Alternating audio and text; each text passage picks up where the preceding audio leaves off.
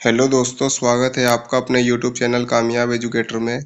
आज की इस वीडियो में हम नवोदय विद्यालय समिति में निकाली गई नॉन टीचिंग पोस्ट के बारे में बात करेंगे।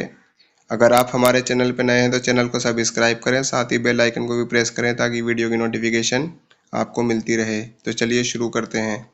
तो दोस्तों, ये है नवोदय विद्यालय समिति की ओर से निकाली गई नॉन टीचिंग पोस्ट के नोटिफिकेशन, जिसमें काफ़ी सारी नॉन टीचिंग पोस्ट के बारे में बताया गया है।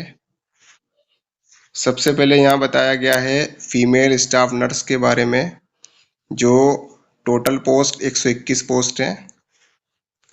इसके बाद असिस्टेंट सेक्शन ऑफिसर की निकली है, जिसमें टोटल पोस्ट 5 हैं। इसके बाद ऑडिट असिस्टेंट ग्रुप बी की निकली है, जिसमें टोटल पोस्ट 12 है।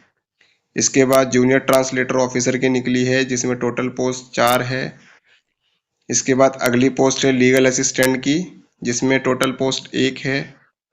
इसके बाद स्टेनोग्राफर की है, जो टोटल पोस्ट 23 है। अगली जो पोस्ट है वो है कंप्यूटर ऑपरेटर की, जिसमें टोटल 2 पोस्ट है।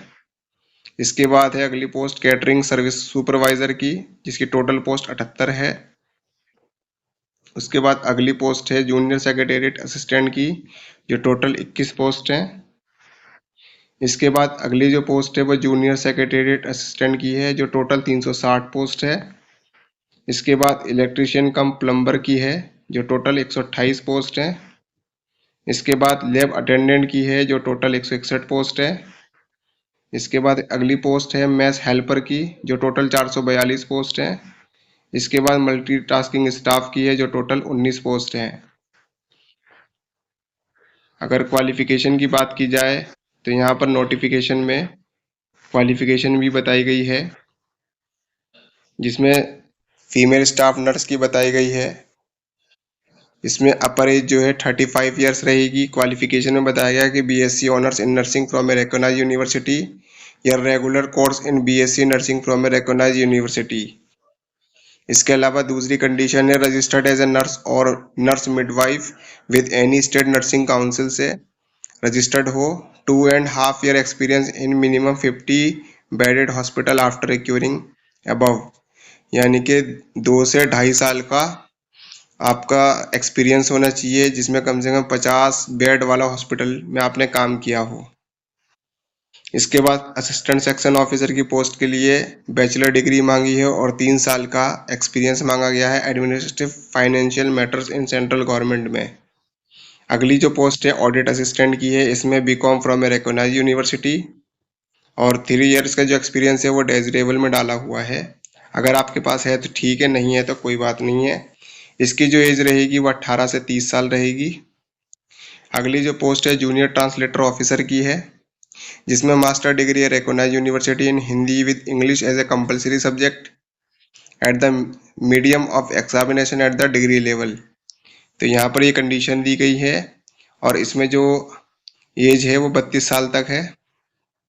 अगली जो पोस्ट है लीगल असिस्टेंट की है, जिसमें 23 से 35 साल तक की एज है और इसके अंदर degree in law from a recognised university और 3 year experience of handling legal cases in the government department, कि गवर्नमेंट डिपार्टमेंट में आपने 3 साल तक कोई केस लड़ा हो।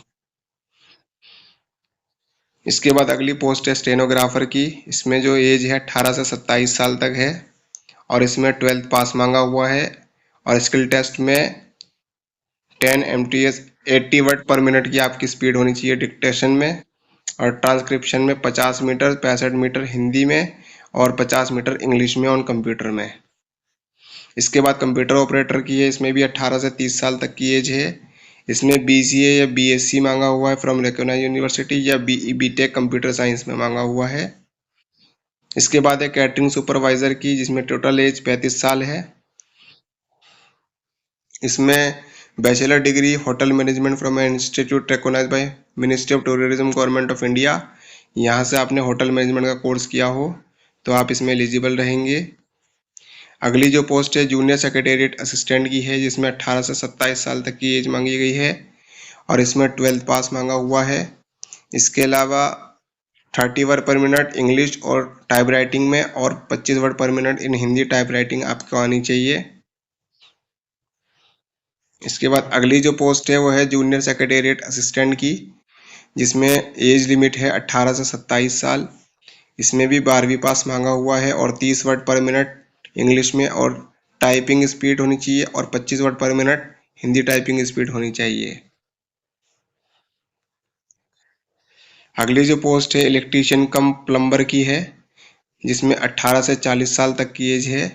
10th क्लास पास मांगा है और ITI से ट्रेड ऑफ इलेक्ट्रीशियन या वायरमैन का आपको कोर्स किया हुआ होना चाहिए, और 2 साल का आपको इलेक्ट्रीशियन इंस्टॉलेशन का या प्लम्बरिंग का एक्सपीरियंस होना चाहिए। अगली जो पोस्ट है वो लैब अटेंडेंट की है, जिसमें 18 से 30 साल तक की एज मांगी गई है। इसमें 10th पास मांगा गया है और डिप्लोमा इन लेबोरेटरी टेक्निक का सर्टिफिकेट मांगा गया है साथ में, या फिर आपने 12वीं पास की हो साइंस साइड से तो आप इसमें एलिजिबल हैं। इसके बाद आता है मैथ्स हेल्पर का। मैथ्स हेल्पर में 18 से 30 साल तक की एज है। इसमें 10th पास मांगा हुआ है और 5 साल का एक्सपीरियंस मांगा हुआ है। Government registration residential organization maths में आपने काम किया हो। Passing of skill test prescribe by NVS के द्वारा जो स्किल टेस्ट लिया जाएगा वो आपने पास किया हो। अगली जो पोस्ट है मल्टीटास्किंग स्टाफ की है, जिसमें 18 से 30 साल तक की एज मांगी गई है और इसमें केवल 10th पास मांगा हुआ है। अगर एज रिलैक्सेशन की बात की जाए तो SC/ST को 5 साल की छूट मिलेगी, OBC को नॉन क्रीमी लेयर को 3 साल की छूट मिलेगी। For the post of maths helper इसमें बताया गया कि age relaxation to the extend of period spend as casual labourer in JNV's maths including broken period if any will be given provide the one starch of service is the for the 6 month। उसको 6 महीने की छूट मिलेगी अगर कोई maths helper के तौर पर जवाहर नवोदय विद्यालय के अंदर काम कर चुका हो। मल्टीटास्किंग स्टाफ के लिए 5 years of employee of NVS के अगर एम्प्लॉई हैं तो उनको 5 साल की छूट मिलेगी। Candidate with 3 years continuous service in central government, तो इनके लिए भी 5 साल की छूट रहेगी। जो PWD हैं जो SC/ST से जुड़ते हैं उनको 15 साल की छूट है, OBC को 13 साल की और जनरल को 10 साल की। कट ऑफ के बारे में बताया गया था। Cut off date of determinant various eligibility criteria will be the closing date of submission of online application by the candidate in India. यहाँ साफ साफ मेंशन किया गया है कि आपके सारे जो डॉक्यूमेंट हैं वो कट ऑफ डेट यानी कि क्लोजिंग डेट से पहले पहले आपके पास होने चाहिए। OBC के बारे में बात की जाए तो OBC का यहाँ पर सेंट्रल का मांगा गया है और साथ में उनका NCL सर्टिफिकेट भी बना हुआ होना चाहिए, वो भी कट ऑफ डेट से पहले पहले। EWS का भी सेम यही है और यहाँ साफ साफ मेंशन किया गया है कि उनकी फैमिली की सालाना इनकम 8 लाख से ज़्यादा ना हो।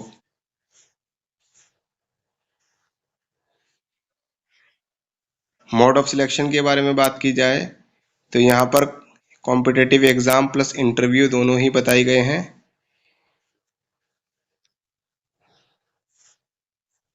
यहाँ पर ये शहरों के नाम दिए गए हैं जहाँ पर आपका कॉम्पिटिटिव एग्जाम का सेंटर पड़ेगा, ये आप चेक कर सकते हैं। इस PDF का लिंक आपको हमारे वीडियो के डिस्क्रिप्शन में मिल जाएगा, आप वहाँ पर जाकर इसको डाउनलोड करके अच्छी तरह से देख सकते हैं। बाकी इसमें एग्ज़ाम स्कीम के बारे में बात की जाए तो यहाँ पर स्टाफ नर्स का पेपर जो है 4 पार्ट में डिवाइड होगा। पहला रीजनिंग एबिलिटी 15 नंबर का, इसके बाद GK GS का 15 नंबर का, लैंग्वेज कम्पिटेंसी टेस्ट 20 नंबर का और सब्जेक्ट नॉलेज 70 नंबर का, टोटल 120 नंबर का पेपर होगा। इसके बाद असिस्टेंट सेक्शन ऑफिसर में 15 नंबर का रीजनिंग, 15 नंबर का मैथ, 30 नंबर की लैंग्वेज टेस्ट, 10 नंबर का बेसिक नॉलेज ऑफ कंप्यूटर और 50 नंबर का जो आपका जो डिपार्टमेंटल है एडमिनिस्ट्रेशन से रिलेटेड जो भी है वो 50 नंबर का होगा। टोटल 120 नंबर का यहाँ भी होगा। ऑडिट असिस्टेंट के पेपर में रीजनिंग एबिलिटी 20 नंबर की आएगी, क्वालिटेटिव एप्टीट्यूड 30 नंबर का आएगा, लैंग्वेज टेस्ट 20 नंबर का आएगा और basic knowledge of computer 20 number का आएगा और सब्जेक्ट नॉलेज आएगा आपका 40 नंबर का। टोटल 130 नंबर का पेपर होगा। जूनियर ट्रांसलेटर ऑफिसर का यहाँ भी 5 पार्ट में डिवाइड रहेगा और 100 नंबर का पेपर होगा। लीगल असिस्टेंट का यहाँ पे 2 स्टेज में पेपर होगा, एक तो कॉम्पिटिटिव एग्जाम और दूसरा होगा स्किल टेस्ट, इंटरव्यू। तो यहाँ पर देखने को मिल रहा है कि केवल इंटरव्यू लीगल असिस्टेंट वाले पोस्ट के लिए है। इसके बाद स्टेनोग्राफर में भी 2 तरह का टेस्ट होगा। पहला रिटन टेस्ट है, फिर उसके बाद दूसरा स्किल टेस्ट है। कंप्यूटर ऑपरेटर का 4 पार्ट में डिवाइड होगा और 130 मार्क्स का पेपर होगा। कैटरिंग सुपरवाइजर का जो है वो भी 120 नंबर का होगा। और जूनियर सेक्रेटेरिएट असिस्टेंट का भी यहाँ पर 2 स्टेज में होगा, पहला कॉम्पिटिटिव में और दूसरा होगा टाइपराइटिंग में। इसके बाद आता है जूनियर सेक्रेटेरिएट असिस्टेंट का, ये भी 130 नंबर का होगा और यहाँ पर भी टाइपराइटर टेस्ट भी होगा। इलेक्ट्रीशियन का प्लम्बर का अगर देखा जाए तो यहाँ पर इसका 120 नंबर का पेपर होगा और ट्रेड टेस्ट भी होगा। यानी कि जिस भी इलेक्ट्रीशियन या आपने ट्रेड प्लम्बरिंग का ट्रेड ले रखा है या उससे डिप्लोमा किया हुआ है तो आपका उसका भी टेस्ट होगा। लैब अटेंडेंट की बात की जाए तो उसका 120 नंबर का पेपर होगा और मैथ्स हेल्पर का भी 120 नंबर का पेपर होगा और दूसरे स्टेज में स्किल टेस्ट होगा। मल्टीटास्किंग स्टाफ की बात की जाए तो इसका 100 नंबर का पेपर होगा और पेपर 3 पार्ट में डिवाइड होगा। बाकी यहाँ पर एडमिट कार्ड किस तरीके से मिलेंगे, किस तरीके से आपको फॉर्म भरने हैं, ये सब आपको यहाँ पे बता दिया गया है। इसके अलावा जो ये लिंक आपको नोटिस के अंदर दिखाई दे रहा है ये आपको हमारे वीडियो के डिस्क्रिप्शन में मिल जाएगा, आप वहाँ से भी जाकर चेक कर सकते हैं और अप्लाई कर सकते हैं। अगर फीस की बात की जाए तो फीमेल स्टाफ नर्स के लिए जनरल, ओबीसी और ईडब्ल्यूएस के लिए 1000 रुपये, 500 रुपये और टोटल 1500 रुपये रहेगी।